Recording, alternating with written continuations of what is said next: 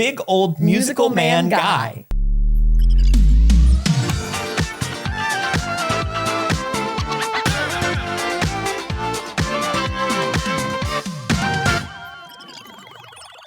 Hello, good morning, BBs. Good morning. It's too early. It sure is. Welcome to the first, best, and only morning show in existence. I'm Anthony Carboni. And I'm Saige Ryan. And yesterday technically was the day. Today is the day that we talk about yesterday that was the day for you. That's that John Oliver show. Yes. The one that uses Steamboat Willie. Yeah.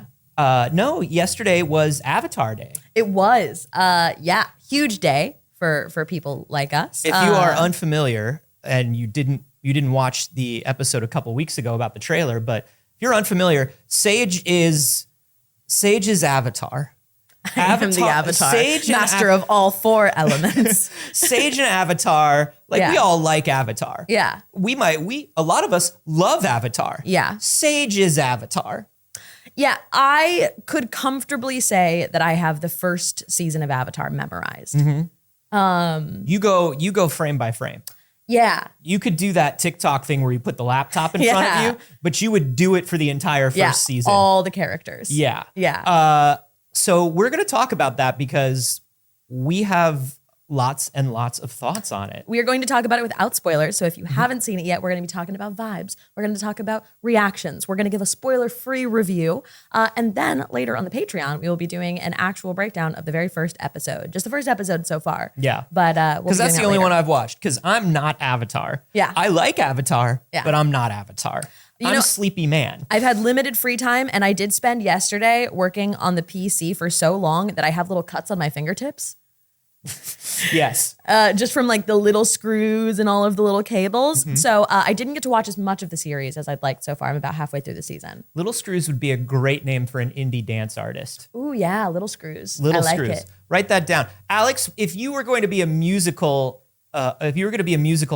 artist or act from now on. If you were going to be an indie dance artist, what would your name be? Would you take Music Screws as your name, or would you have to Little Screws? Little Screws is your name? I don't think I could be Lil anything. No. Okay. I would have to push beyond my stereotype of being a little guy and be big old music man guy. Big Old Musical Man Guy. I Yes. think that's the best. That's the best name. Yeah. Did you hear the new Fire mixtape from Big Old Musical Man Guy? You'd say it. I would say it. I enjoy saying it, actually. Yeah, honestly. Honestly, There's a ring. kind of a good name. I'd like to say it again. Yeah. Big Old Musical Man Man Guy. Yeah. Yeah, I like it. If you are not as interested in the Avatar as we are, don't worry. We've got other stuff we're talking about today as well. And also, we should let you know, if you're more interested in Avatar than the average person, definitely hit up the Patreon later for that big. Saige will go frame by frame. Yeah. And it'll be one of those videos where you're going frame by frame. Yeah. And I see that we've hit 90 minutes and I'm like, Look, literally, I broke down the trailer for an hour. I know. So I could get into it, but there's also lots of other stuff on the Patreon. And hey, you know what we never remember to say in the intro? If you're watching on YouTube later, be sure to like the video. If you like us getting into all of the little topics for you. I was going to say getting your news from us. that we keep forgetting to say that if you're a cop and you don't tell us, it's entrapment. Yeah. We should say that at the beginning of every episode. You're right. Yeah.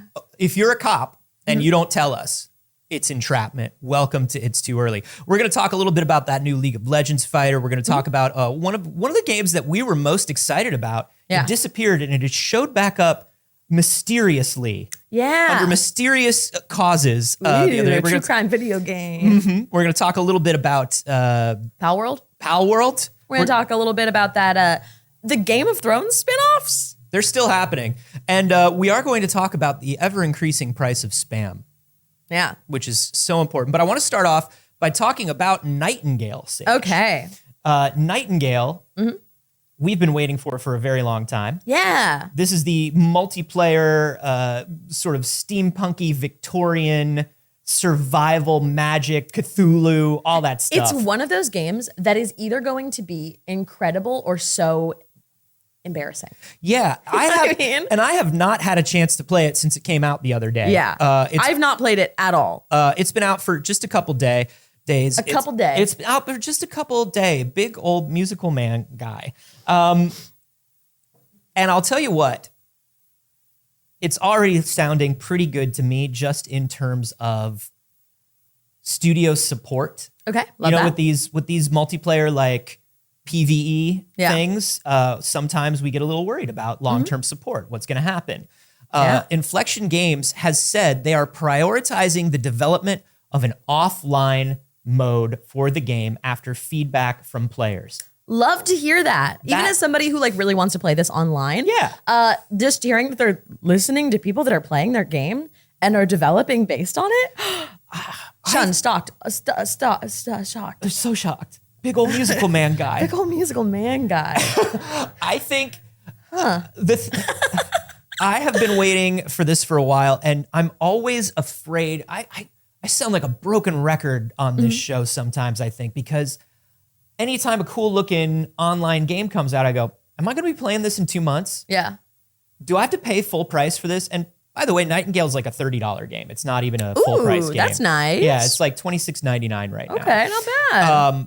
But I'm often worried that I'm going to play this game, buy this game, play it for 3 weeks, not have enough friends playing it. Yeah. And then everybody goes away and goes to the next game, and I don't get to play it anymore. Yeah. So having a single player version of this game, an offline version of this game, makes it a little more worth the purchase price for you. It's a big deal. Yeah. It's a big deal. And I think something else that's happening is we're seeing developers realize that their work just disappears.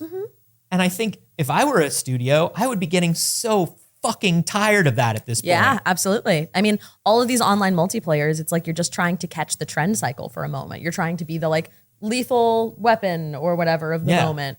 The lethal weapon of the moment.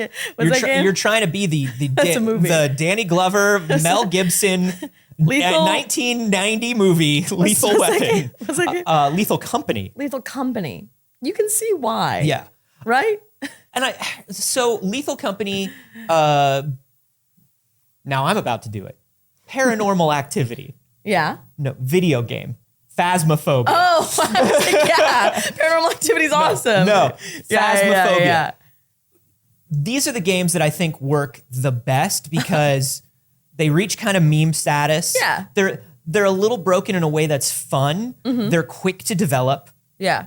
And so if they don't have lasting power, it's okay. Yeah. The devs make their money and they bolt. Right. The problem is AAA lately has really been thinking, and AA, which is wild that they would even think this, we've got to get into these live asymmetrical services. We got to get into these live multiplayer services. Yeah. Baby, that's just spending money. That's all that is. That's infinite spending money. It's the reverse of infinite wealth. This is really cool. Skywalker in the live studio audience said their character creation is very detailed. You can even choose your heritage, like your parents, and their parents. Yeah, the character creator is very Victorian. I watched somebody make their character, and it's like one of the beards was called like don't make it problematic.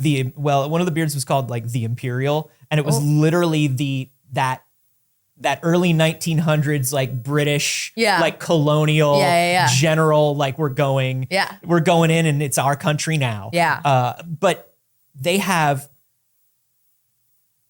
so I don't know if you remember, but on the PlayStation 4, to show off the power of the PlayStation 4, Ready at Dawn made a game called The Order 1866 or 1886 or whatever it was. But it was about a bunch of Victorian gents shooting guns. Okay. And the character creator was entirely about beards and mustaches and coiffs. Okay.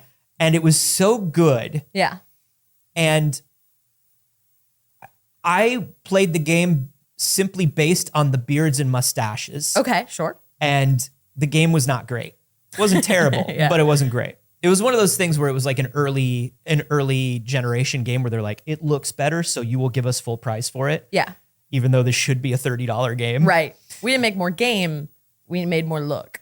But I love a game that allows me to carefully and meticulously create facial hair. And I don't know why. Okay.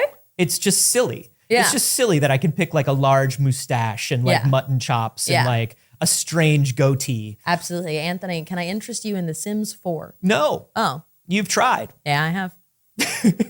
And so has EA for a decade. Yeah. Can I interest you in the future Sims 5? Probably not. Okay. I mean, academically, sure, but I don't know that I'll ever play it. Yeah, while I'm throwing out little goes at it, can I interest you in Spore?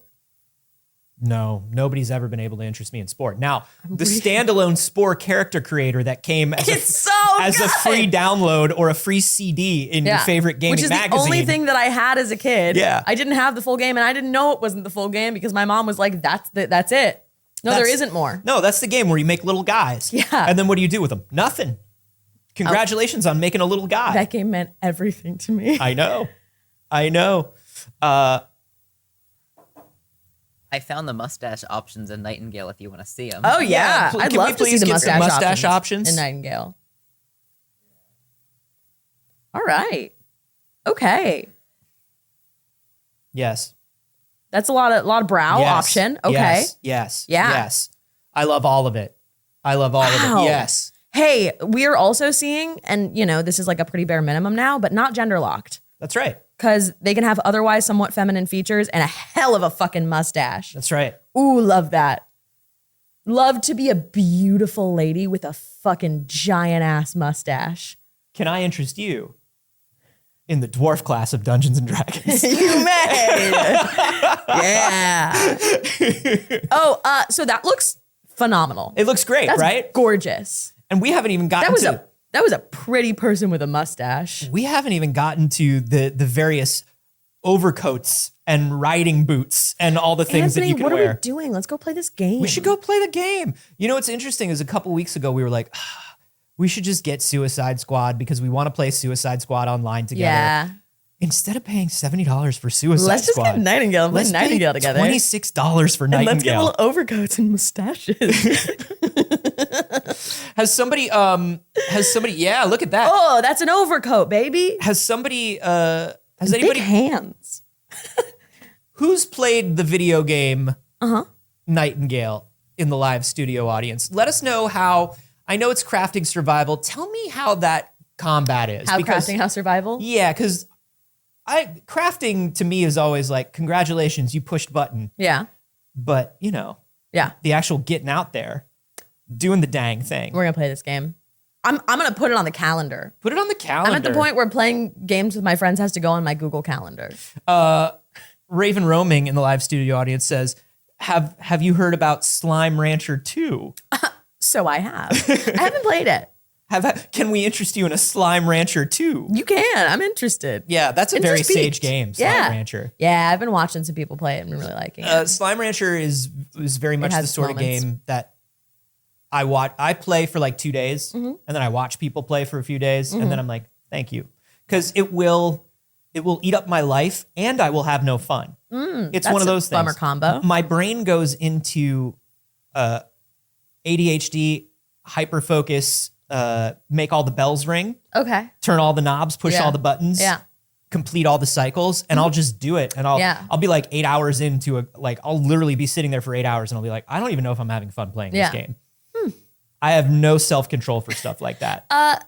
Foam Stars was that Splatoon. It's a Splatoon, right? It was just like the Splatoon. It's a Splatoon. Right? I haven't seen a lot of people loving that lately. People really enjoy Foam Stars. People really enjoy Foam Stars. I can also see us playing some Foam Stars. Even as people who look, I know that both of us had like a resistance because we love Splatoon. Yeah. But I could see us getting into that a little too. Can I interest you in a Splatoon side order? Yeah. Great. Look, easy going here. Interested most of the time.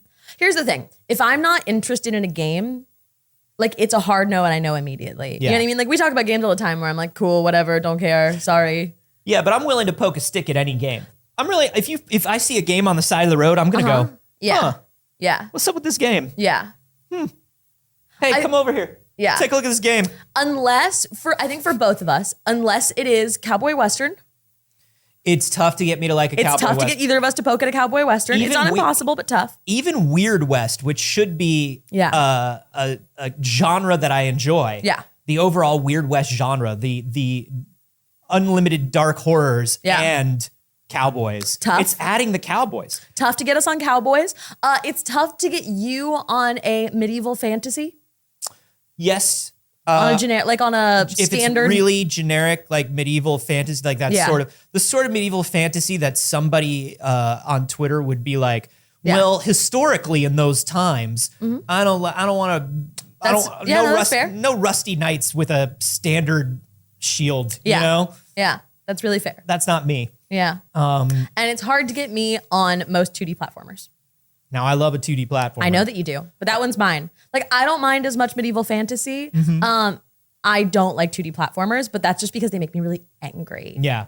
I like watching other people play them. I basically don't like any genre that is 1950s action figure coded. Sure. You know what I mean? Yeah. Like, I don't want to be an army man. I don't want to be a cowboy. I also don't. That's the other thing. Neither of us want to be army men. I can be an astronaut.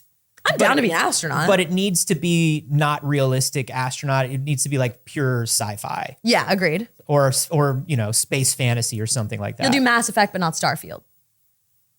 I had a hard time even getting into Mass Effect. Really? Yeah, I wanted fantasy. I wanted to smooch the big slug that talked slow, and that's all I wanted to do. Mm-hmm.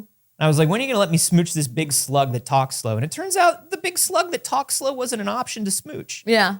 And so I just noped out of it. That's why you've got Baldur's Gate. That's what. There's always an option to smooch. Listen, find something to smooch in Baldur's Gate. It's not hard. It's so easy. It's not Easiest hard. challenge it's ever. The easiest scavenger hunt you'll ever go on. Yeah. Now, Jelly PB says, even though military, I am loving Helldivers. Now, Helldivers. Everybody's loving Helldivers. Helldivers is Starship Troopers coded, and Starship Troopers I enjoy because it is poking fun at military. Yeah. It is saying, hey, don't do this. Right. Have you played Helldivers?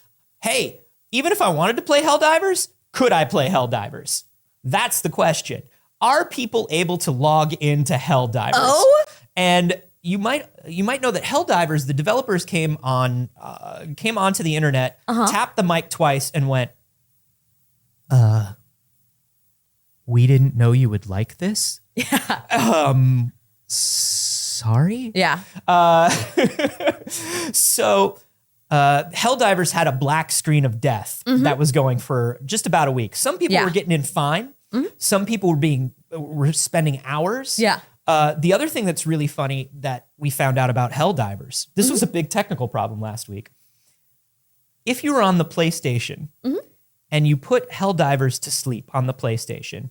You tucked it in. Yeah. You gave Helldivers a little kiss on the forehead, and then you set a glass of warm milk at its bedside. And you said, I'm going away, Helldivers, but I'm going to come back. Yeah. And we'll pick up this just from where we left off. If you did that, the game would simply leave you logged in. It wouldn't kick you off the servers. It would not kick you off. Mind you, there's limited room on these servers. There's low PS5 caps on players servers. were just chilling like... AFK. Vibing. Maybe that was why so many people couldn't get on to play. Freaking wild. Yeah. Freaking wild. Now, a lot of people in the chat are giving updates about yesterday. They patched to up the caps on the servers. To which we would say, we know that. Check out this headline. Yeah. We've added caps to the servers. Yeah. So previously the cap was 500. It was 500. It was 500,000 people. Yeah, sorry, I meant to say 500,000, not 500. Yeah, playing Helldivers. It was only 500 people. Only 500 people could be playing it. Listen, if you were cool enough to play Helldivers, you should stay on there. They really didn't think you were going to like it. No, they were like, maybe 500. We hope 30 people like our game. They had to do that thing where it's like, I mean, look, if 30 people came to your party, that would be a really successful party, right? Yeah.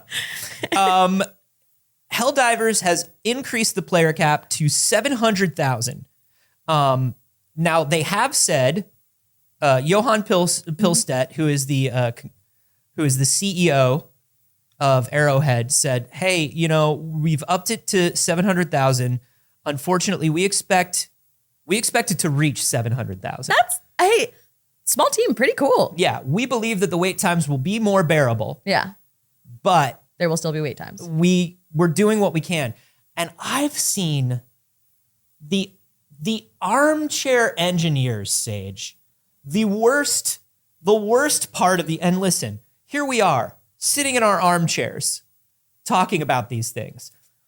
But you know the type of person I'm talking about. Oh, yeah. These are the kind of people that watch like you know, they watch Sports Center and they tell you exactly how the NFL should be run. Yeah. They watch CNBC and they tell you exactly how to invest your money in the stock market. Right. I only do that for Bake Off. Right. I'll say, are you kidding? It's stodgy. That's underproved. It's very clear she's going to have soggy bottoms. I don't know why she didn't figure that out. What do you do? You should have been proving. That should have been proving from the beginning. Yes, everybody is like that for something. And some people are like that for the video games industry. Right. And a lot of people were saying, hey, buy more servers, get more server space. If I were them, I would simply like just take whatever it costs to get more servers. Oh. And engineers were on Twitter responding to people being like, dude, it's not servers. We can't just add 50 servers. There is a problem in the code. Yeah. We did not code it right. Yeah. We did not expect this, and we need to really get deep down into the code and fix this. So many people were like, should have went with Microsoft. You'd be on the Microsoft servers and blah, blah, blah. And they're like, literally no amount of money or servers from anyone would fix this faster than we're fixing it. Jesus. Our code is bad. Yeah. And not bad in general, but bad for this. Yes. Because we made a game where we thought the cap of concurrent users was going to would never hit 500,000. Yeah. If they set it to 500,000, that means they expected 200 to 300,000 people playing this concurrently. Yes. Max. And probably when Helldivers Fever like cools off, it will be around there. Right. But they never expected 500,000. I gotta download this game. Here's the thing. It's Starship Troopers. Yeah. It's PC and PS5. Uh-huh. It looks good, but it's very full price. Yeah.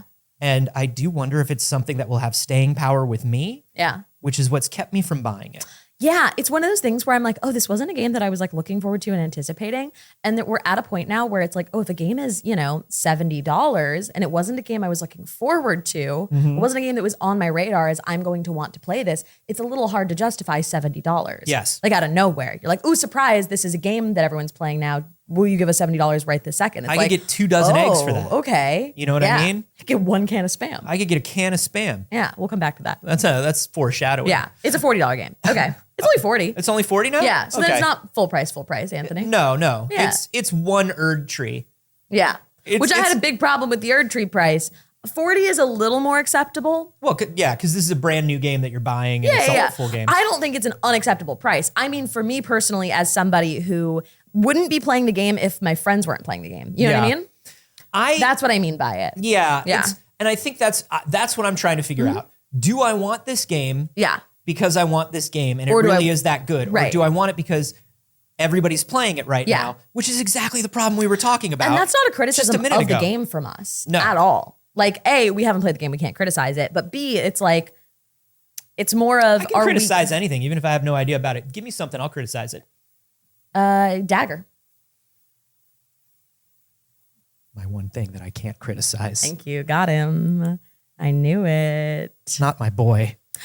Clone Chow said, and you can earn the battle pass for free just by playing, which is very cool. I hope Helldivers turns into the new Final Fantasy 14 meme. Yeah. Where everybody's like, did you know that you can earn the battle pass for Helldivers 2, the hit new cross-platform game from Arrowhead Studios? I'm never going to do that. I just know any game that I love, my favorite games, I still play less than other people for sheer lack of like time to put into video games. So I know that I'm never going to be somebody that gets the perks of like, if you just play a lot, you'll get it for free. Yes. I'm never going to be. If I want the thing, I'm going to have to buy it. The only thing that I'm able to do that with is Genshin, because Genshin is so single player that I can actually do that. But I don't know. Like, even for $40 right now, I gotta,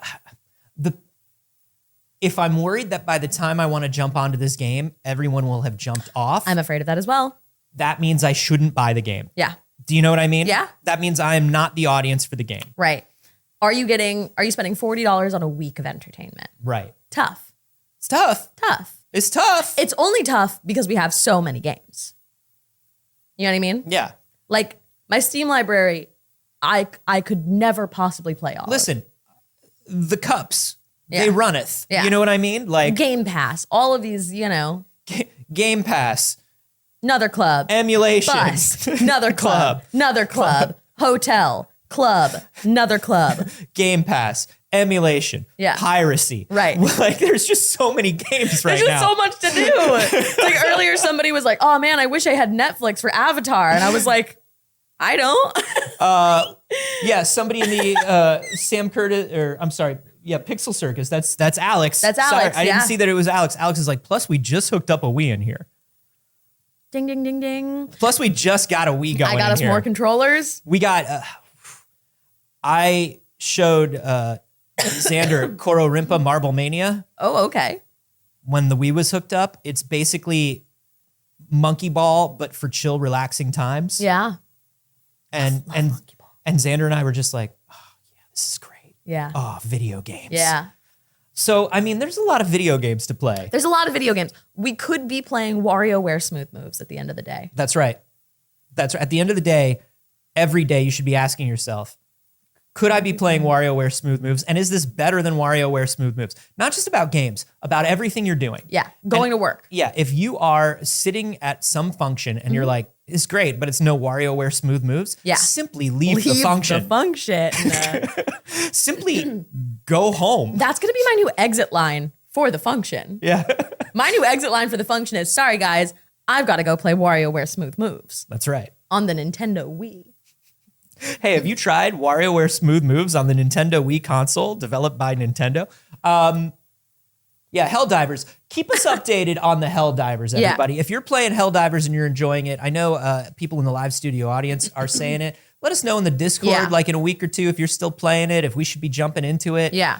I want to know. The other thing is I simply don't wait to play a video game. I simply do not sit in a queue. So I do want to wait until, at the very least, queue issues are over. I'll queue.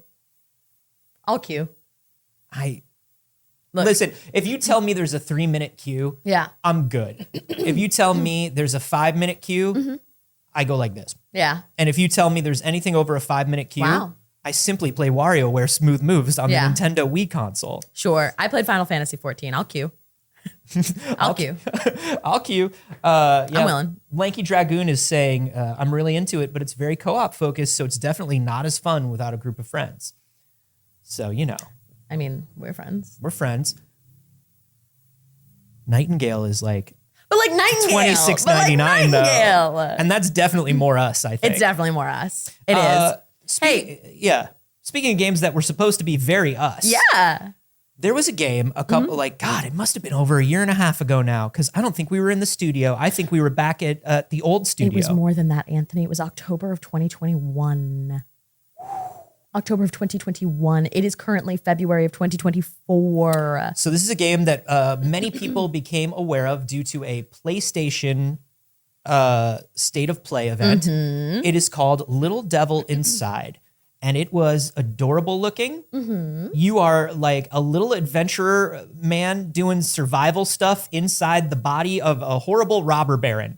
So cool. And just doing things to this person's body. And like the horrible robber baron is suffering in the outside world because of it. Yeah. It had a gorgeous look to it. Yes. We were very, very excited about it. And then it simply disappeared. We asked about it for a little while. Yeah. We said, what happened to that? Is that coming? Hey, are you gonna do that is now? That coming? And then we just forgot. Well, the thing is also, and the bigger problem with the game going radio silent is it was also a Kickstarter. Yes. So like, it's one thing to go silent on a game you said was coming. It's another thing to go silent on a game that people paid for you to develop. Yes. That is tough. And this is a very common story with Kickstarters. Yeah. This is something that happens. Kickstarters go silent. Kickstarters take way more time than they're supposed to. Always assume if you are backing a Kickstarter, it is going to take longer. Like Kickstarter, Indiegogo, anything. Backer kit, whatever you're backing, assume it is going to take twice as long. It's not a pre-order. It's you are paying to help these people potentially make a thing, and things sometimes don't happen. Be pleasantly surprised if it happens. But the thing that was mostly surprising about it to me is that it was so heavily featured in that PlayStation State of Play. Yeah. I assumed, and I still do assume, they got some sort of development help, which probably usually means financially. from Sony because they raised 300,000 Australian dollars. Yeah. Dollary dues. From 5,000 backers. Yeah, they're called dollary dues down there.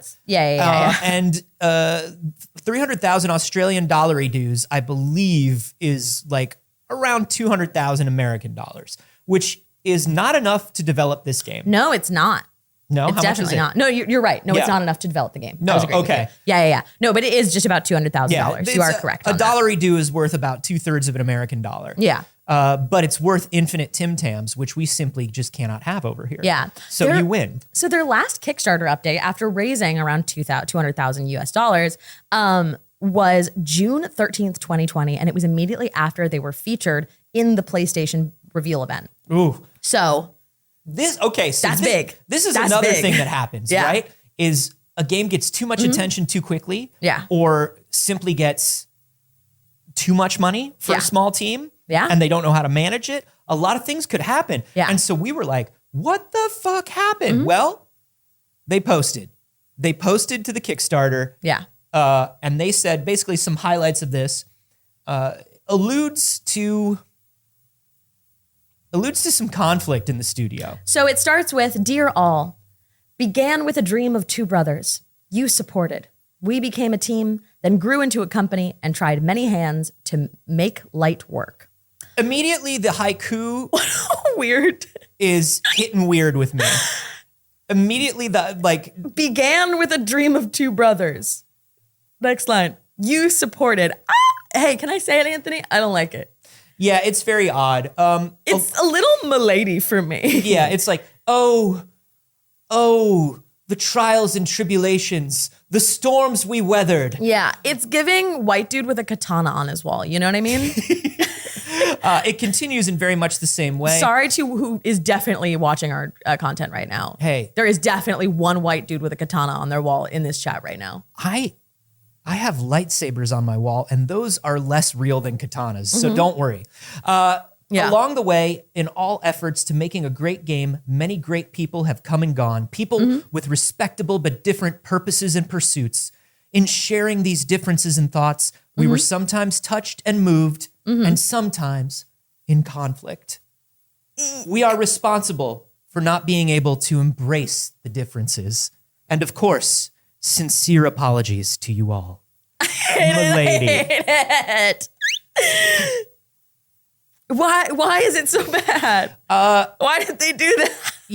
Here's what I'm going to say. This is a small team making kind of what would be considered an indie art game, even though it doesn't play like art game. It's an indie art game. It's probably very emotional for this person. And they are expressing it in the way of somebody who has spent 4 years of their life fighting to keep this studio together after so much praise and attention. Yeah, but this is the written equivalent of interpretive dance. Yeah, you really should go through like a PR or a community person. Yeah. Honestly, if you listen, no matter what you're doing, if you are working on a small project that gets all of a sudden tons and tons of attention, your first hire should be someone in community. Yeah. Immediately. Yeah. It will save your life. It doesn't matter what you're making. If you have an Etsy store that takes off faster than you thought it was going to, get yourself someone to answer emails and do social. Alonzo said it sounds like a high school breakup letter, and you're so fucking right for that. It sounds like a high school breakup letter. That's what it is. It does. It's missing some song lyrics. Yeah. If I could make a suggestion to the people over at NeoStream, a few song lyrics. Hear me out. Throw in, "If I could fall into the sky, do you think time would pass us by?" And every time we kiss, I get this feeling. But here's what's important. NeoStream basically got down to business here and said, we've reduced the team in size. The founders and the core members are still here. We backers, don't worry, Little Devil Inside still exists. We're currently discussing publishing before we can give a more substantial update. Yeah. This tells me that they got a little bit of development help, or they didn't. They simply, somebody over at PlayStation, probably Sean, Sean Benson saw and was like, this is first name basis. This is a really good game. Yeah. And I want to show you off on our showcase. Yeah. And we think it'll do good things for you. Yeah. But no money came, maybe. And now they need to get a publishing deal. It sounds like they're probably going to go with PlayStation or like one of the Epic Games deals. Yeah. I mean, it might be Game Pass, but Game Pass. Well, it would be hard to go with Game Pass because maybe the deal has expired at this point, but it was announced as a limited PlayStation exclusive. So like, I don't see it going to Game Pass after that, unless Sony has cut ties with them at this point. Yeah, it's possible.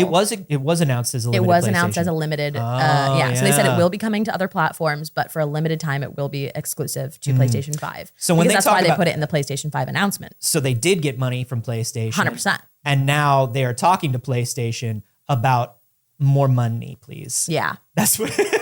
Yeah.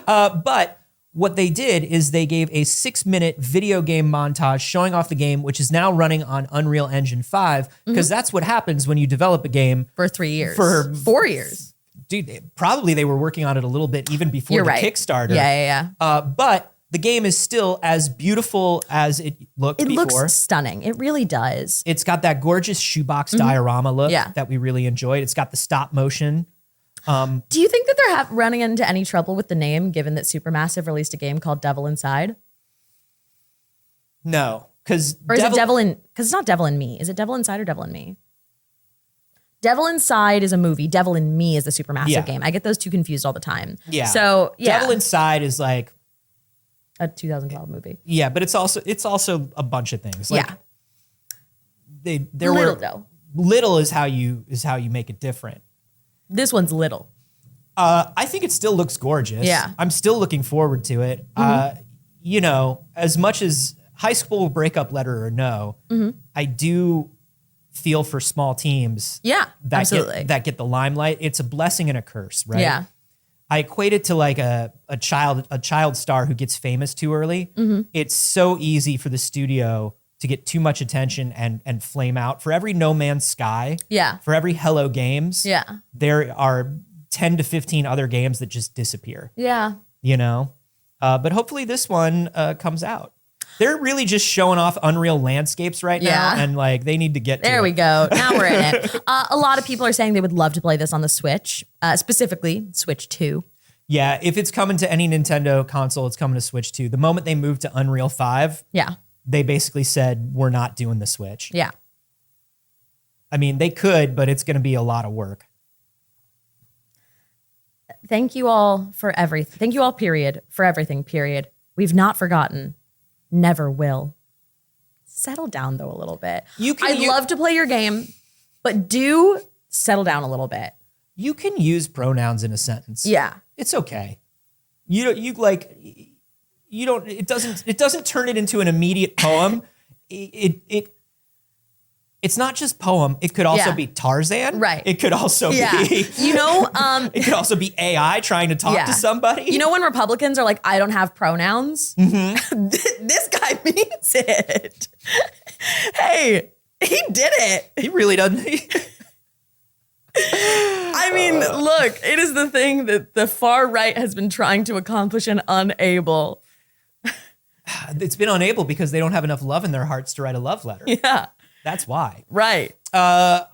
Still excited for Little Devil Inside to come out. Absolutely.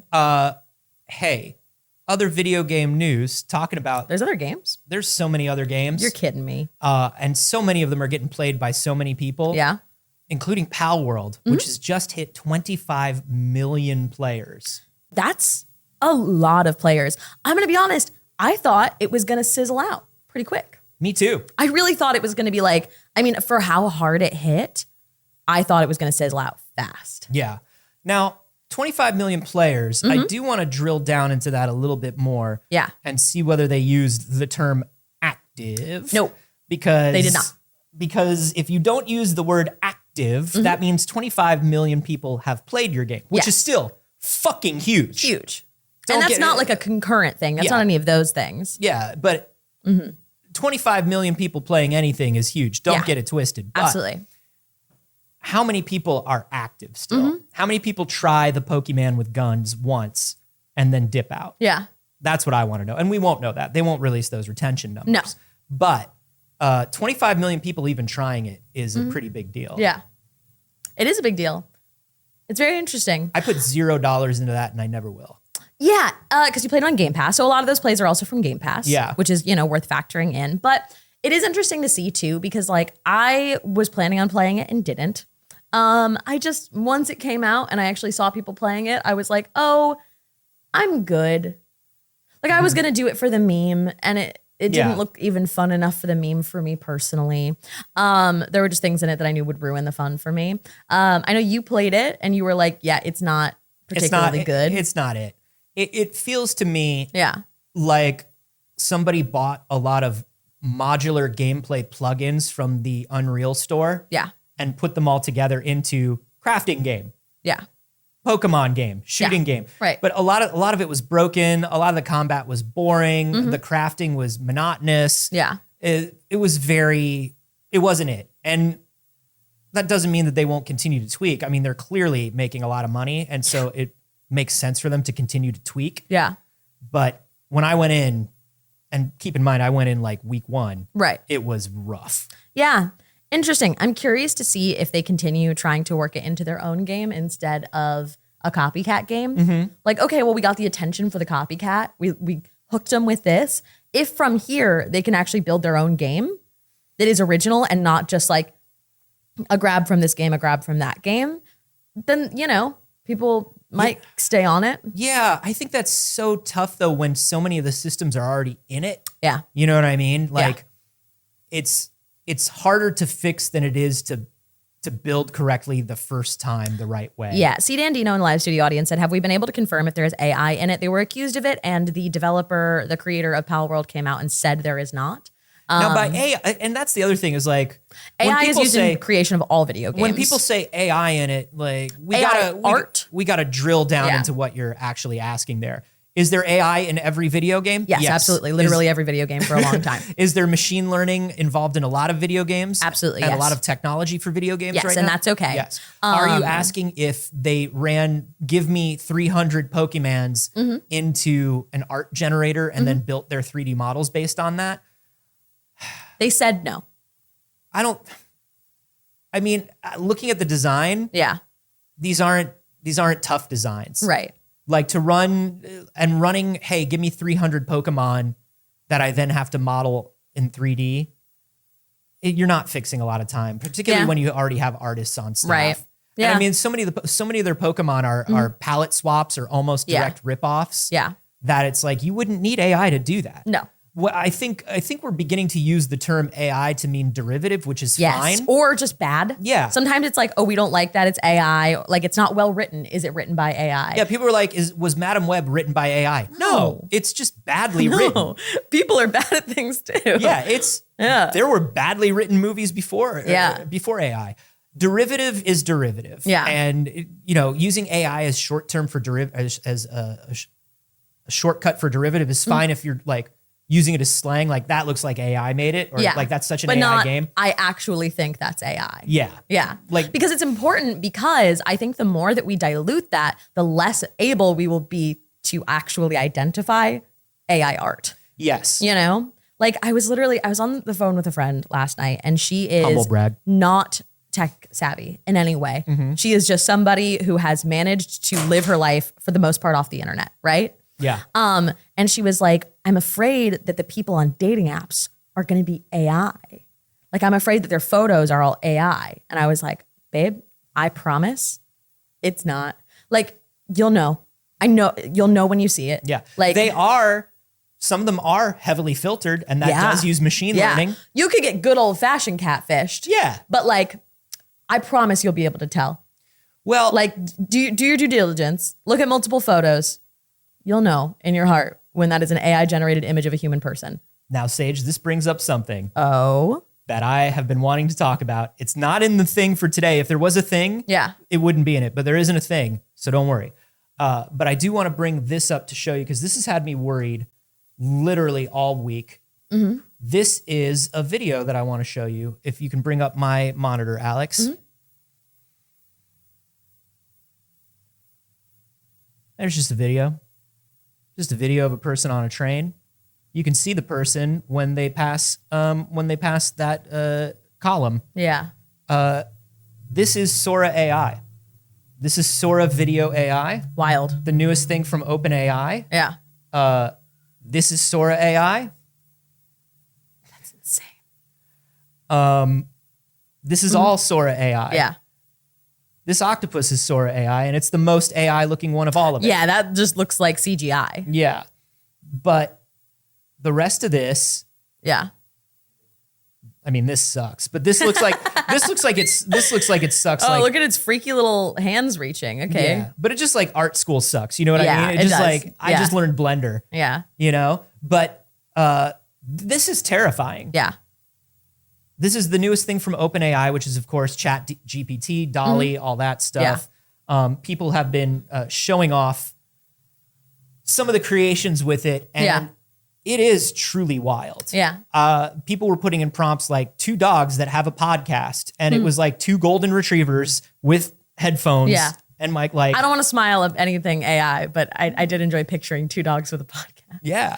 That was a fun image in my brain. There are still things where if you really look at it, it's screwing up. Yeah.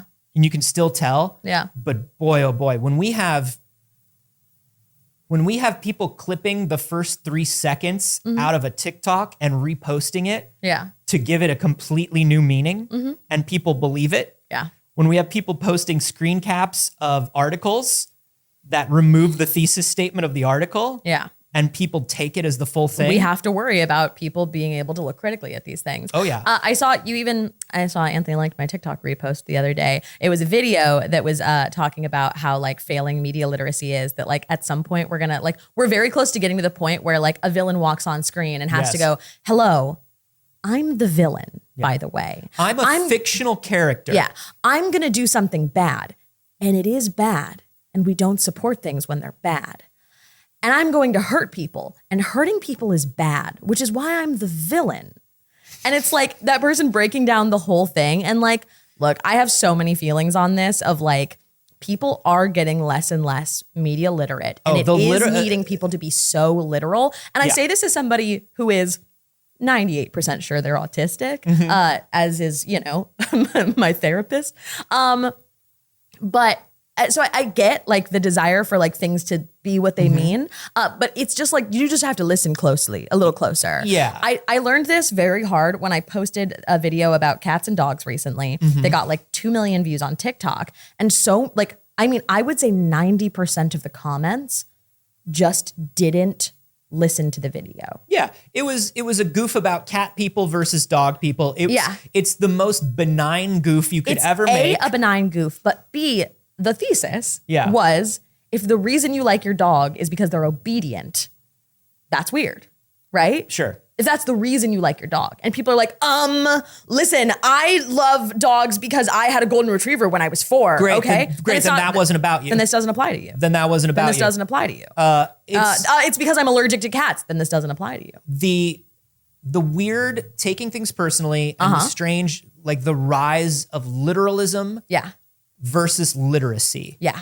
This has to apply to me specifically. Yeah. Literalism is absolutely ridiculous right now online. People take everything as fact. Yes. They take there was the guy, there's that guy, he's extremely funny. He's the dude who found out that you can buy the cheese grater from Olive Garden. Okay. And he has like a bunch of secret recipes and things like that. And he talks into the mirror and he goes, come here. You know that guy? Sure. No, but. He's great. He's amazing. I'm following. And he's clearly a dude who's like late 30s, early 40s. Cool. And he responded to the trend of why does Gen Z look older than millennials? And he was like, listen to me. Listen to me.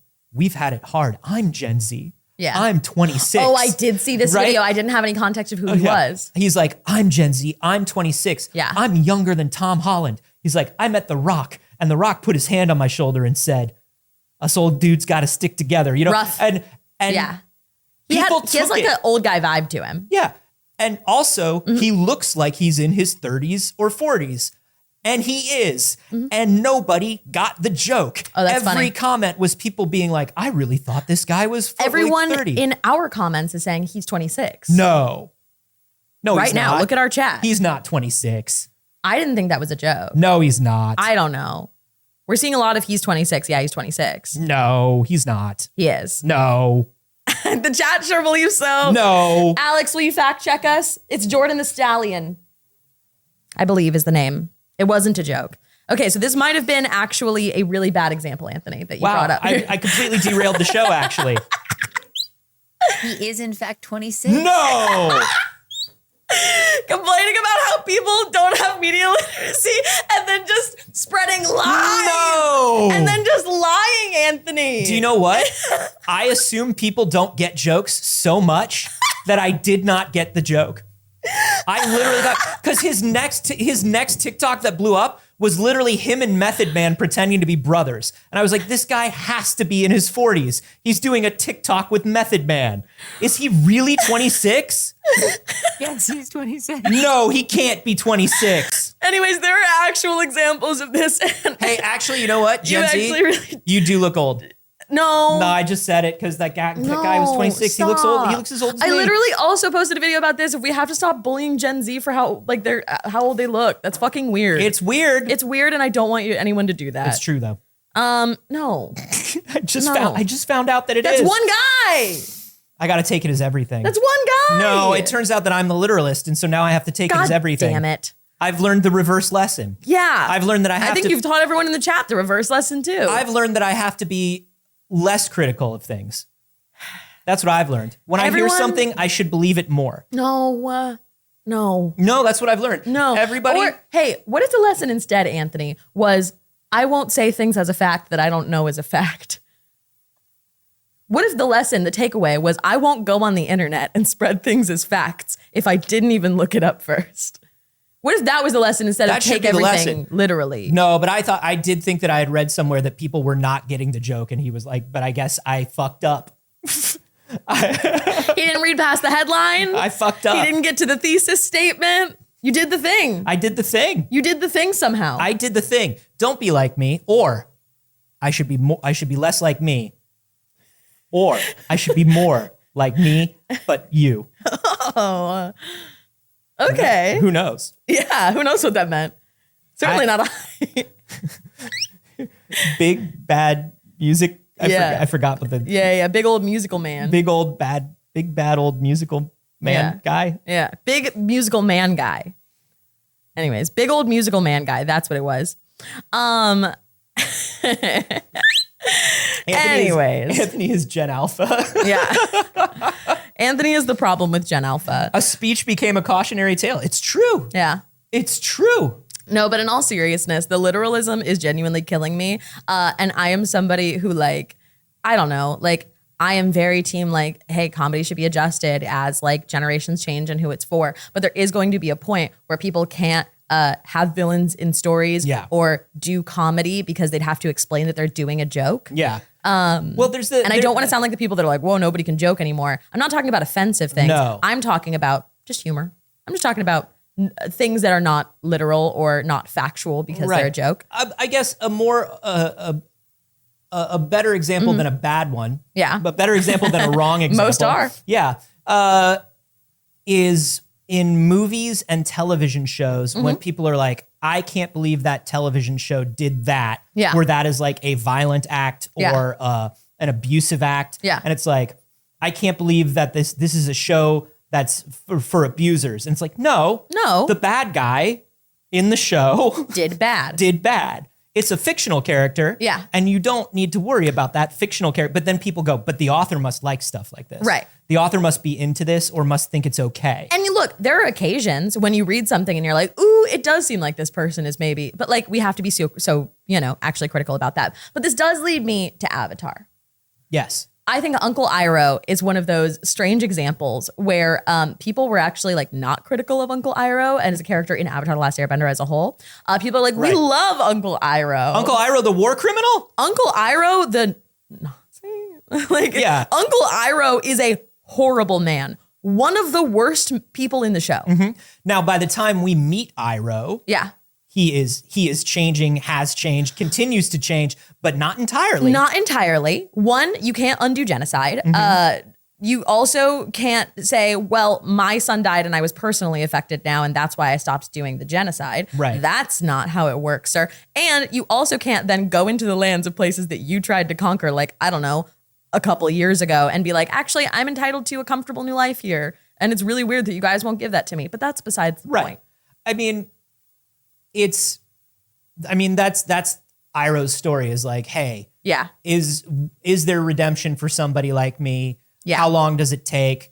Does being good now help me change what I did? Like, there's a lot of that stuff. No. For him, no.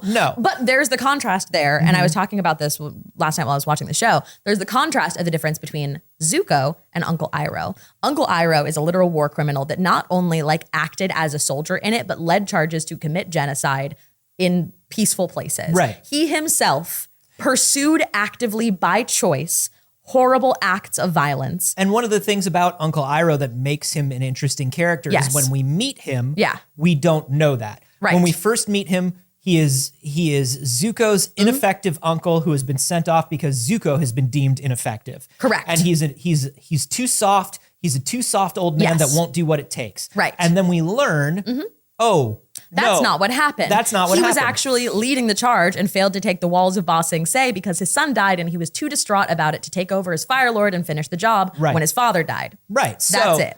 The whole thing is like, it turns out he's actually the worst. Yeah. They gave him a nickname about how brutal and violent he was. Yeah. So when you meet this character, you are initially supposed to love this guy. And that makes perfect sense. But then as you learn more about this character, you are supposed to feel conflicted about this guy. And then we don't say, well, the show is bad because they have this character in it. We go, that character is a bad guy, right? Zuko, on the other hand, I find to be still in a place of redeemable because he's a child, right? Zuko is a kid. He's cast away for standing up against what's actively happening in the Fire Nation. And throughout the series, if you pay close attention, Zuko actually doesn't kill people. That's the thing is when you...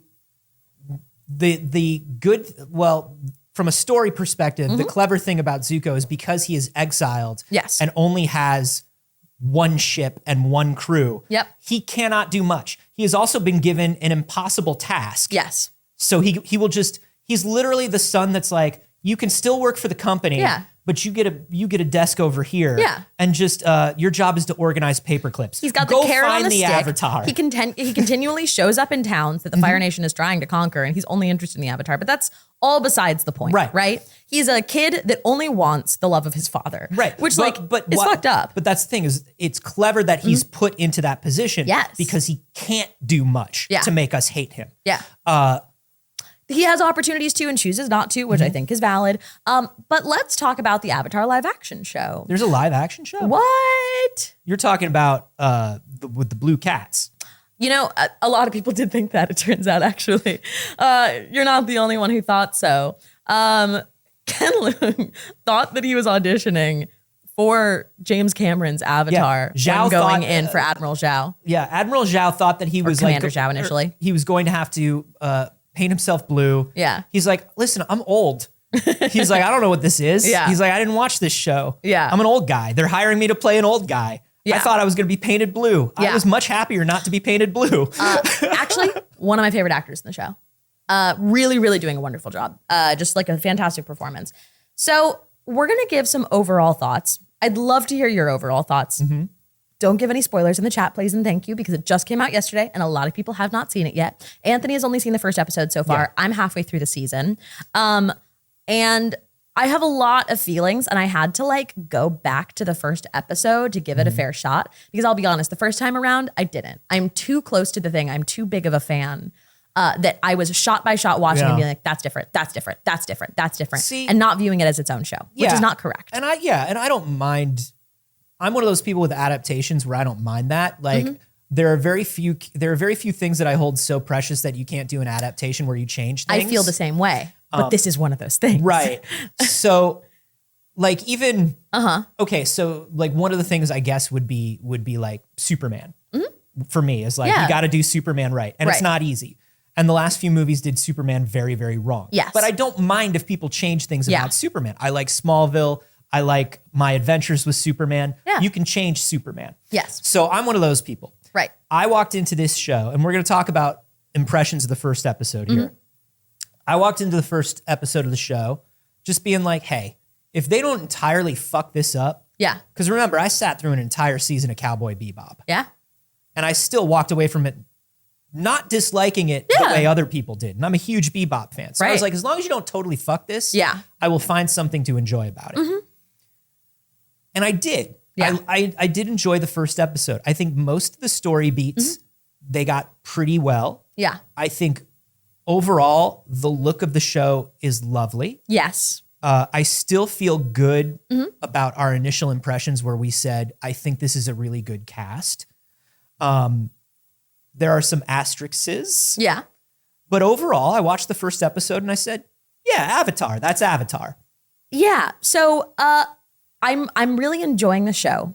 I didn't love the pilot. After finishing the first episode, I was actually pretty bummed. And again, my expectations, I tried to manage them and I just simply can't.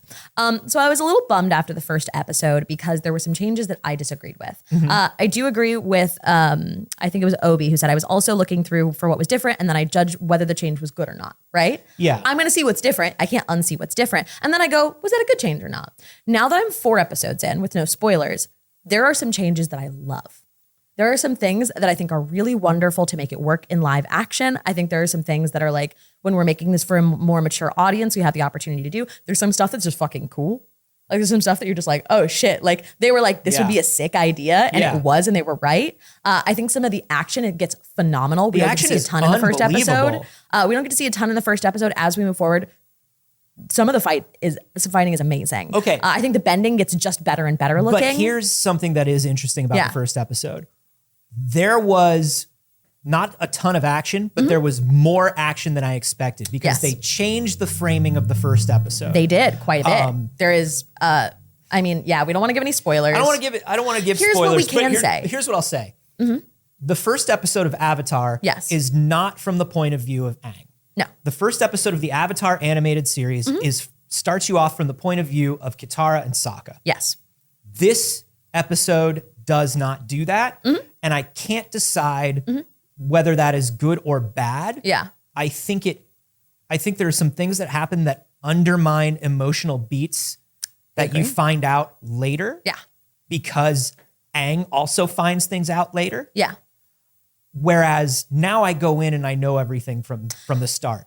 I agree with that. And I know that they're like, well, we're not going to surprise anybody. This is for Avatar fans. This is not for new viewers. It should be for everyone. Should be for everyone. But a lot of the choices they're making are, to me, saying that. Yeah. But I don't know. Maybe they're trying to introduce new people with this in a more mature way. That's why I thought they made the change. Yeah. I thought that they made this change. Yeah. Because it starts off with a lot of action. It does. It starts off with a lot of backstory. Yeah. Which the animated series kind of throws you in. You have your intro, which lays everything out, right? Yeah. The intro to the show, because it's a cartoon, is like, here's what's going to happen on cartoon. I love it. I love the Avatar intro. I love the long one from the first episode. But what's really weird is they start us sort of more in media res, I guess, to give us a better idea of what's going on in the Four Kingdoms and the war and all that stuff. But they still drop so much exposition throughout the first episode. They tell us things, the same thing 8 times in a row. They don't stop doing that for the most part. The lines get better, I think, because a lot of them, I'm like, whoa, we're really doing a tell, don't show. We're saying a lot of exposition of like, again, it's that like right to camera of like, okay, guys, listen, here's the thing. Here's how you're supposed to feel about this. And I'm going to tell you this part of the show that happens in the animated series. I'm just going to say it in a line. Right. Right. Which I don't enjoy. And I really didn't like that. And that was one of my criticisms of the first episode. There was a lot of like, there was a lot of like, you child, this is a thing that has to happen. And the child goes, here are the 13 reasons why I don't want these things to happen. Yeah. Here are all of them. And here's everything I'm feeling in the moment. And I'm going to say it right now. Yeah. Which was very odd. Yeah. Particularly Aang, which Aang is always a very open character. Yeah. Which is something I like about Aang. But Aang really does go, let me explain to you how I'm feeling in the moment about everything right now. Yeah. I really do think it gets better. I want to say. Poor kids have to do these line reads. And number one, they're tough. With an animated series, you can hire an adult actor with years and years and years of performance experience to bring stuff to the role. These kids are on a big set for the first time, working on a show for the first time. Yeah. working on a show that's a lot of CG. Yes. And they're being asked to act in the moment, and they're acting like kids. Yeah. So 2 things from the chat that I think are very good points. So Jax Rip said, there's some real Disney sitcom acting that gets juxtaposed with some of the incredibly grounded acting. I notice it less as the show goes on, though. So I agree with that so much. But that comes from the cartoon, though. There are moments in the cartoon, like there's always like a moment where something serious happens, and then Sokka will just be like, "Boing." It's a cartoon. I think actually of the kids, Sokka is the most grounded and the best actor in it. And it's hard because like we're judging kids acting. Yeah. It's hard because it's like we're adults watching a show, and I get that these are child actors. And I don't want to judge kids. But some of it's not good. But the thing is you have to, when you're working with kids, you have to make sure that you're setting them up for success. Yes. In the best way you can. And I don't know that the show always does that between dialogue and direction. I will say that I think the reason why Sokka came off the best to me in the first episode was because they gave Sokka's story a little more weight too. They gave him a little more. I really like what they're doing with Sokka in this, actually. A lot of people were concerned about his new lack of misogyny that they announced they were going to be doing. I don't think that's been a problem at all. He's still a very interesting character. It turns out that he actually didn't have to be a misogynist in the first place. Yeah. Because here's the thing. They weren't like trying to make Sokka a misogynist in the animated series. They're going, he's a brother. And they wanted him to be such a brother, you know? He's a brother and he such an annoying little brother. And they come from what is shown to be a very traditional tribe. Yeah. Right? And so like the water kingdom, just like all of the kingdoms in this show, are very rooted in their own particular traditions. That's part of the story of the show is 4 different cultures clashing because they don't know how to work together and be together. Yeah. So Sokka being somebody who's like... No, it's one that really doesn't. The world did literally, they say in the intro how like everyone lived together in harmony and it was actually no problem. But for 100 years they haven't. That's a long time. Well, it's just the Fire Nation's fault. Well, sure. But no matter whose fault it is, it's still 100 years of like these traditions, right? Yeah. So Sokka is coming from this place. He does have a couple lines in the show where it's not just protective, where it does come off as like, you should not be doing that. But it's not this overt like, humana, beluga that he is in the cartoon. I think that, I guess we had some people in the chat that were like waiting for our, kind of thoughts on it to watch. I think the show's really good. Yes. I do think you have to let go of a little bit from the animated series. It's not as good as the animated series. No. And it was never going to be. There are moments that you're like, ooh, animation was the perfect medium for this show and live action is a struggle. And then there are moments where you're like, ooh, it's cool to see this in live action and the medium actually does serve this part of the show in a cool way. Yes. I think that it's not a spoiler in my opinion. I find that Aang is a little less joyful, which I find myself missing a little bit. Yeah. And I understand that that was like a cartooniness of softness, but I do think it was important to me that like Aang was this beacon of hope. And that's the whole idea of the Avatar. And he was this very pure form of it, of being hopeful at like, in the face of great terror. Sure. I think in the live action here, while he's less joyful, they've replaced that. And this is just from the pilot. Yeah. They've replaced that with, he's very put upon. He has a lot of weight, which are all things that he had in the animated series as well. But instead of joy, they show that despite all of it in every moment, he always has a kindness for somebody. Yes. So they do. And I think that they've replaced the joy with kindness, which is, it's not the same. It's not my preference. But I think, I haven't watched as much of it as you have. Yeah. He has not had as many moments to be joyful yet.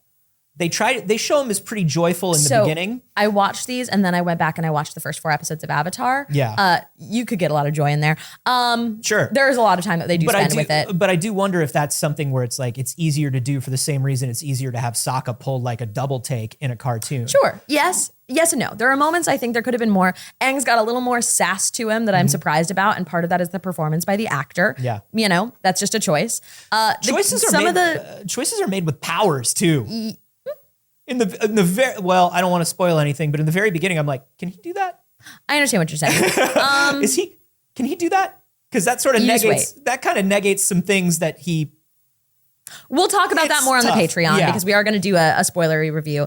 What I'm going to say is throughout the show, as you go forward, I do think that I agree the Disney acting is a little bit tough in contrast to some of the really, really wonderful actors. because they're kids, actual children and not like adults playing children. I think that they get better and the relationships are very interesting. The show is incredibly condensed. Yes. And they're choosing to not skip a lot of things and instead they're overlapping a lot of things. Yes. So times where you think you're going to meet a character are moved up a lot, and there's a lot of characters that overlap that you don't expect. Some characters are introduced a lot earlier. They're introduced in different locations. Well, they talked a lot about this. And I think they tried to mitigate people's expectations for that. Yeah. Because number one, you're going from a 20 episode first season down to an 8 episode first season, and even though they're going to like an hour long. You're still losing a lot of time. Right. And then the number 2 thing that they talked about was they're worried about these kids just growing up. Yeah. We got to tell this story before these kids are 30. And it's going to take us another year to do the next season at least. Yeah. We need to be sure that we get this done. Right. Yeah. And I think with cartoons, you're allowed to have, with children's animation in particular, you're allowed to have more one-off episodes, more episodes that are just like, and here's a wacky adventure we went on. Yes. Can't really do that as much. No. And I don't mind it. I think they're choosing interesting ways to do it, but it definitely gives me pause every time it happens where I'm like, we're not supposed to meet that character yet. Or like, they're not supposed to be in this location. What the fuck? Yeah. That's a little bit strange, but it does make sense. Again, they are condensing into 8 episodes and they're trying to get through book 1 in 8 episodes. And they're going into, in theory, book 2 if they get a season 2. Which makes sense. I want them to get there. I'd like to see Toph. Toph doesn't come until book 2. Yeah. So like, I get it. You got to get there. I also think this is the best way to do this on Netflix. It's like, do it in 3 seasons or Netflix is going to cancel you. Correct. There are a lot of the CGI is beautiful. A lot of the way that they generate these cities and things, they didn't do a lot practical, but it is gorgeous. Yeah. There's a couple of moments of CGI that are rough. There's some city shots that are very like when they do pans, even in the first one, where I'm just like, this is very PS4, PS3. That's not even my problem with it. There is a point where they CGI the entirety of Aang's face for some reason. Ooh. And I think that might end up actually being in episode 2 or something like that. And like, it's insane. It's actually mind-blowing how bad and weird it looks.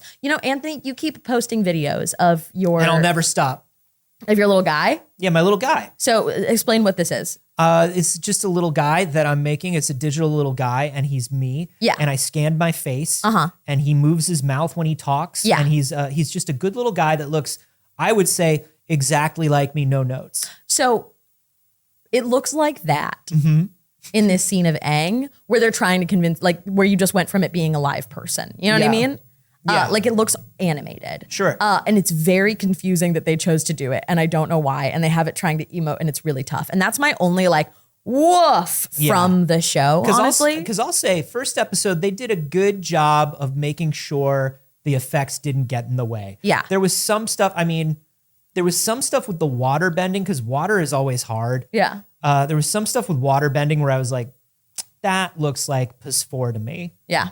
But the fire effects, like the fire bending, looks phenomenal. Was unbelievable. Earth looks really, really cool when you get into Earth. Except there is a part, and this isn't a spoiler. There's a part where the Fire Kingdom decides like they got to get somewhere real quick. Yeah. And they use their little fire hands, their little Tony Stark fire hands to fly. And I'm like, that one was rough. I'm like, ooh, just use the ship. Use the ship, fellas. I think the airbending, all flying looks a little weird. All flying always looks a little weird. All flying looks a bit weird. Particularly when you're trying to do not just like I'm flying from here to there, but I'm changing direction. I'm fighting. I'm landing down. Yeah. I think all flying looks a little bit bad. I think fire bending looks really fucking cool. I think earth bending looks really fucking cool. I think air when not flying looks really cool. I think water looks good. I think the water bending looks good. Yeah. It's just there's not like a lot to it yet. Anyways, all of that said, I think it's a very good show. It's a good show. I think it's a very good show. I am really enjoying it. My standards are incredibly high for it. So like what I will say is this is a very like, my review of it is like as critical as it gets, if that makes sense. You know, as somebody, as far as you can go as somebody who wants to like the show, I guess, you know? Yeah. I feel similarly in that it's good. Yeah. It's not going to be the animated series. but this is not supposed to be the animated series. What they want to do is they want to get it as close enough to that as they can to make us happy. Yeah. While also there are kids that have just never watched Avatar, and they want to get kids into Avatar, and they want to get mainstream audiences into Avatar. Absolutely. And I think this is a good way to do it. I do not think it's as good as the... I'm going to leave this... Oh, sorry, please. No, I was just going to say, I just do not think it's as good as the animated series. No, it can't be.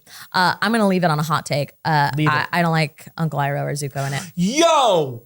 Sorry, okay. I don't like either of them. I can sort of see, based on the pilot... I was excited to. Based on the pilot, like either of them. I can sort of see what you're saying about Zuko. Yeah. I enjoyed Iroh. I don't like either of them. I do think the series is good, and I do think you should watch it. I feel comfortable recommending it. It's very, very cool and interesting. It's incredibly unique. It dives into these, like, we have so much of the same fantasy in the genre. Avatar, what's so special about it is, like, it's really fun to see non-Western fantasy. It's really, really beautiful, and I think that they do a wonderful job with that, and it is a very fun show, a very cool show, very interesting show, and you should watch it. So that's my incredibly critical take on it. I think Paul was fine as Iroh. I don't like either of them, unfortunately. So that's it. We're gonna move on from it. We do have more. We have more show, and we will talk. No, we have more about Avatar. And oh my God, we'll be talking about it on the Patreon. I just got it. That's as far as I can go without spoilers. Yeah, exactly. So catch the Patreon after patreon.com/pixelcircus. But let's end on talking about how capitalism betrays us once again. Oh yeah, this is such a bummer. Mm-hmm. Okay, this is another. Listen, as the guy who got a hot take wrong earlier in the show. Yeah. It seems like a weird thing for me to bring up this hot take, but there was a bit of a consternation on the internet over a TikTok. Yeah. TikTok was made by a woman named Rosie. Yeah. Rosie talked about how Spam and rice is her struggle meal. Yep. She went to the grocery store to get her struggle meal, and Spam is now $4.49 a can. Yeah. It is no longer cheap enough to be her struggle meal. And the reactions to this, the first place I saw it was on Threads. Yeah. And the reaction was similar on Twitter. But immediately after on Threads, people started taking her, just trying to take her down for this. People are on a mission to misunderstand. It is back to that point of it's not only the literacy of it all, they are on a mission to misunderstand. They're on a mission to misunderstand. Yeah. But misunderstand, you know what I mean? Wink. And also, there's a thing that capitalism does to us where it makes us fight over who's better at being poor. Yes. Where it's like, she says, you can see right here, she says, Spam is $4.49. It's too expensive. Yeah. I don't know what to do with this now.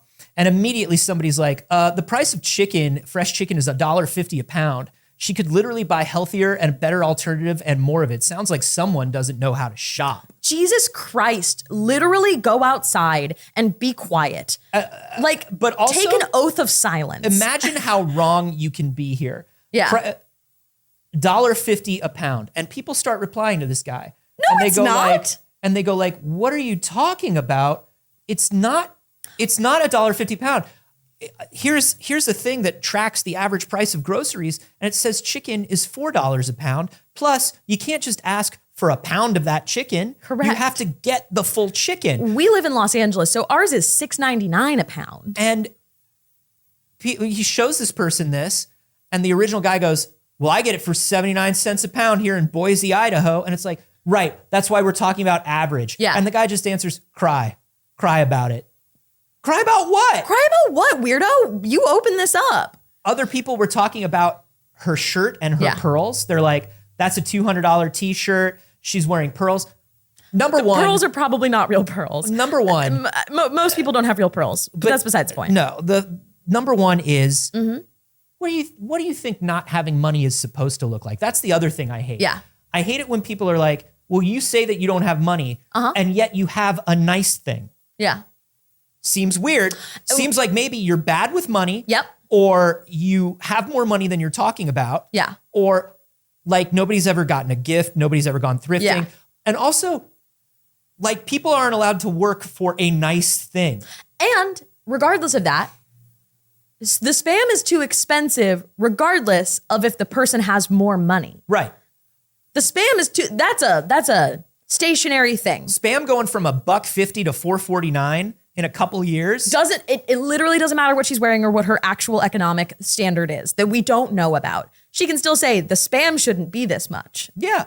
I don't care how much money she has.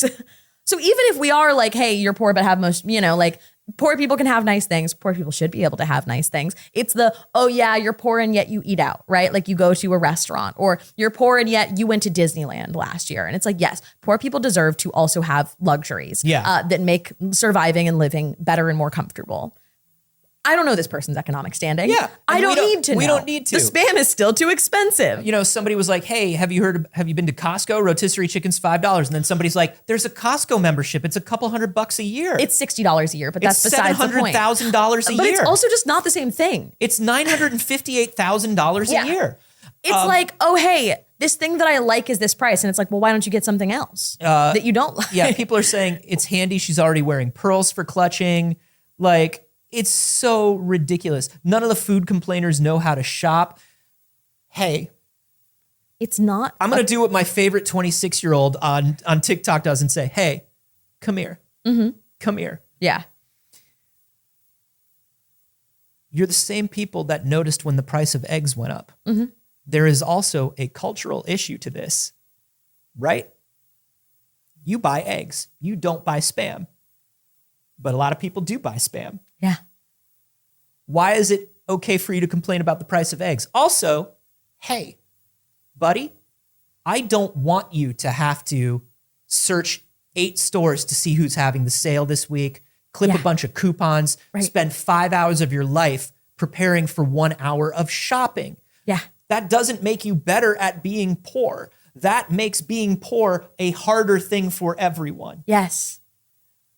We should be able to just afford food. We shouldn't have to get clever about grocery shopping. You shouldn't have to be good at shopping to get food. No. Like, it's food. Sure, if you want to get a steal on a cool pair of shoes that you like, okay, you can say, I know how to get the deals. But hey, you shouldn't have to have a skill set to get yourself nutrients or to get yourself even the fun ones you like. Yeah. People should be able to eat foods they like, not just the foods that are the cheapest. So yeah, you may have an incredible budgeting tip that you have for getting your groceries on the cheap. And it doesn't apply to everyone, you fucking weirdo. Yeah. That's just weird as hell. It's so bonkers watching all these people, as always, argue against their own interests. Yeah. Meanwhile, all the comments on the TikTok are like, you're so right. Of course. This is happening. Of course. But then you go over to any meta-based platform. Right. The price of just living, the cost of living is going up. We all know the cost of living is going up. Right. We've seen it. Yeah. It's going up double-digit percentages. Yeah. Every year. Yeah. While corporations are making record profits. Correct. So why is the Spam $5? And why do the corporations need you to defend them? Why are you stepping in to be like, oh yeah, if you're going to complain about groceries being expensive, just get better at it. Why are you coming in to say, well, why do you get avocado toast if you want to own a house? It's why entirely do you need to do it? That's so weird. It's that thing that started with the millennials where it's like, oh man, if you just stop buying that latte every day, what? The college tuition would go back down to the cost it was in the 1960s? Sure wouldn't. If I stop buying a latte, it's what? God notices and says, what a good boy you are. You deserve home ownership. You deserve to have a $100,000 down payment deposited into your account today. Yeah. How many of those lattes am I going to have to skip? Yeah. Get fucked.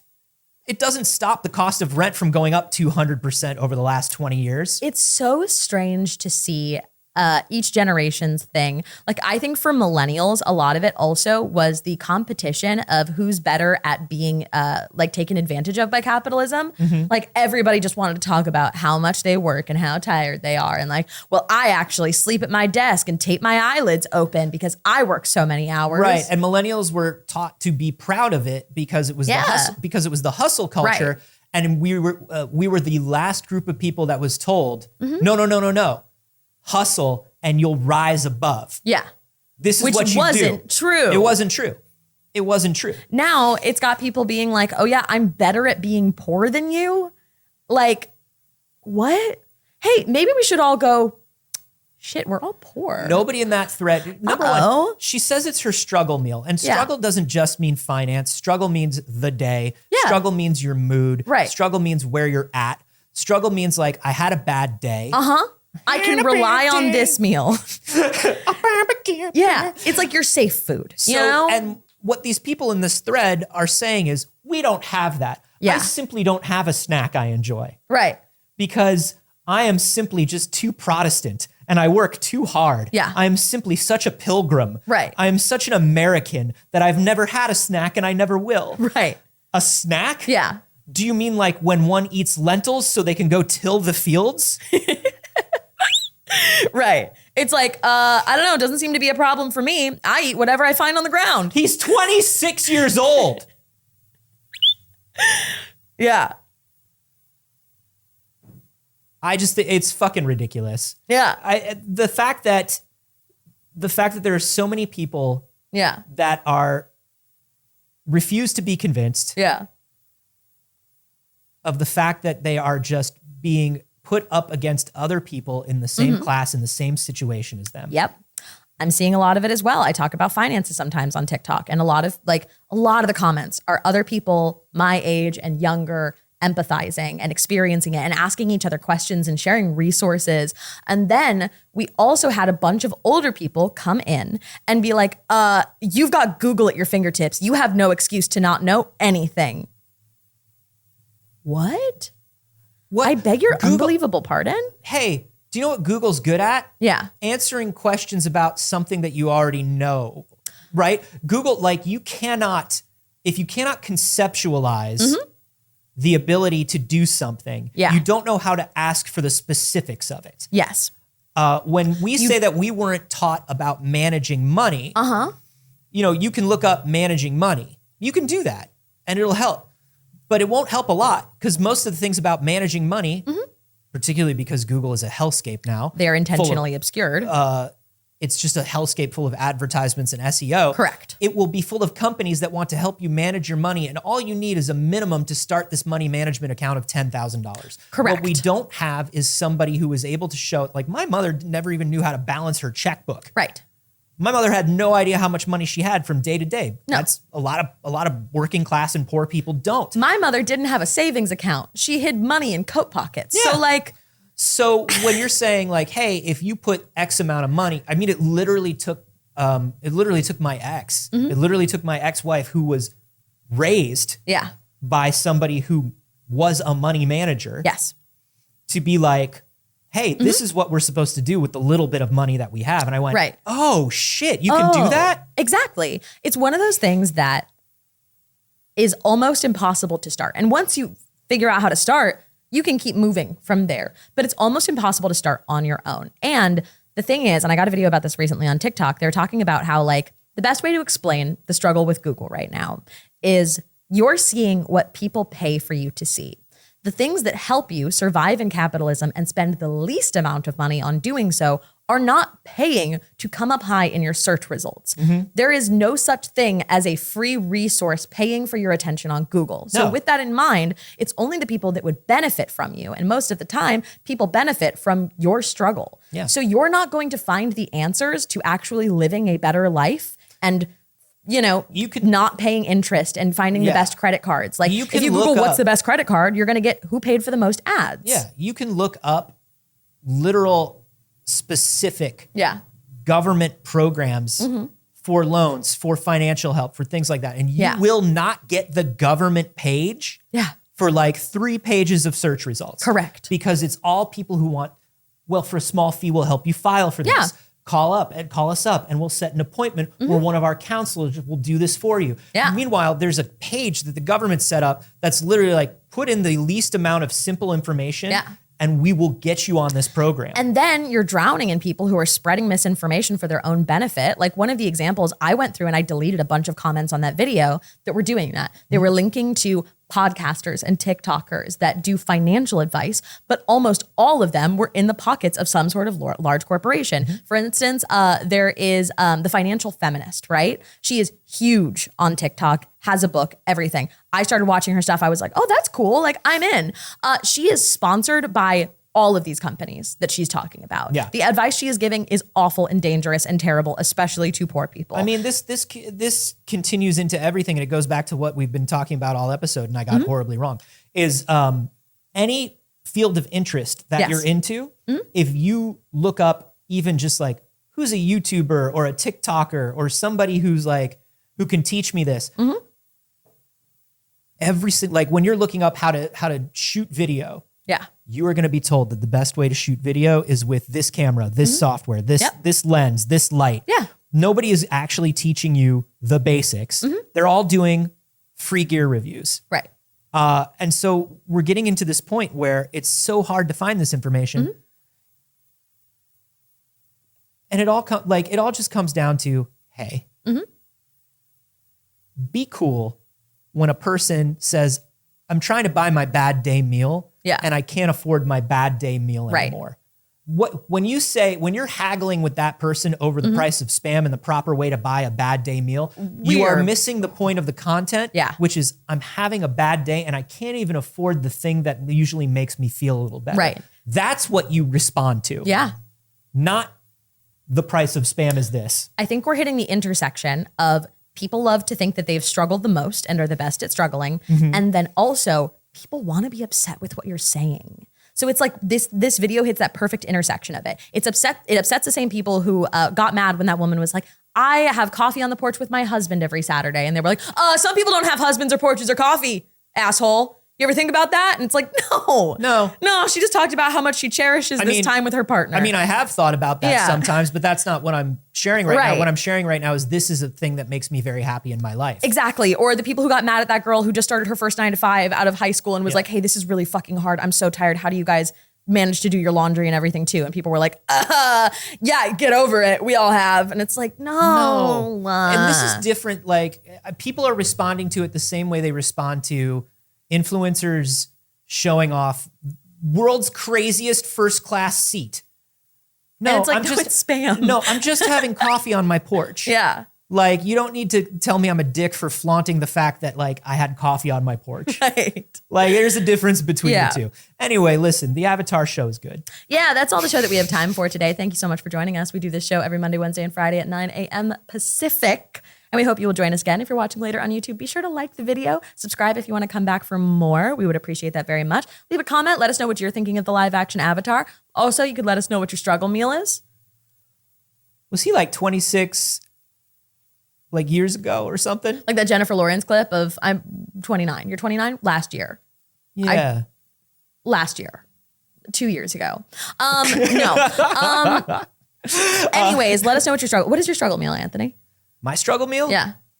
Oh. Tell us where to find you on the internet and what your struggle meal is. Well, you can find me everywhere on the internet at A Carboni, except for here on Twitch where I'm at Anthony Carboni. Twitch, you cowards, is mine. Give it back to me. And I less have a struggle meal than a struggle snack. You know, like when shit gets bad, I go to the ice cream. Yeah. I go to the ice cream every time. Yeah. What about you? You can find me everywhere on the internet at Not Saige, including on TikTok because I finally got my username. Ow! Thank you very much. I do post over there now. My struggle meal is Campbell's chunky chicken noodle soup, but the heart healthy variety. Very, very specific can of chicken noodle soup. That's true. I do have a can. I have a can of that in my pantry, just in case. I appreciate that. Alex, where can they find you on the internet and what's your struggle meal?